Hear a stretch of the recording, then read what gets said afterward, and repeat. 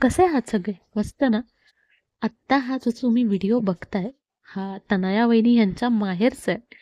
त्यांच्या घरी त्यांच्या गणपती बाप्पाला 121 मोदकाचा नैवेद्य दाखवतात आणि त्यांच्याकडे सगळ्यांनाच मोदक इतके सुंदर जमतात ना, तनया वहिनी सुद्धा त्यामध्ये एक्सपर्ट आहे. तुम्ही बघूच शकता, की किती सराव आहे, त्यामुळे ती पारी काय सुंदर वाटीसारखी खोलगट झालेली आहे. 121 मोदक एका वेळेला बनवणं काही सोपं काम नाहीये. खूप चिकाटी लागते यासाठी.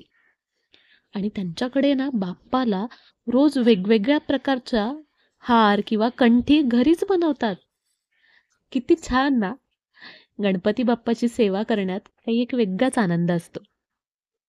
चला तर मग बघूया पूर्ण मोदक कसे बनवतात आणि त्यांचा गणपती बाप्पा कसा दिसतो ते.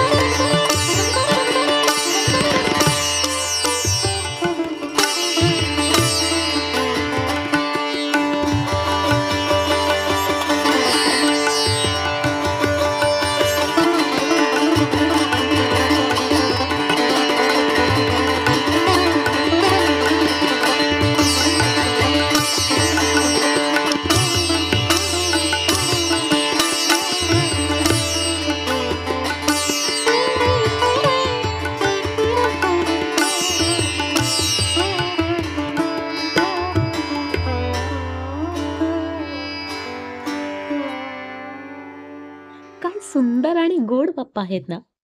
पण तुम्हाला माहिती आहे का, की बाप्पाला मोदकच का आवडतात? तर एकदा काय झालं, गणपती बाप्पा आणि परशुराम यांच्यामध्ये युद्ध झालं.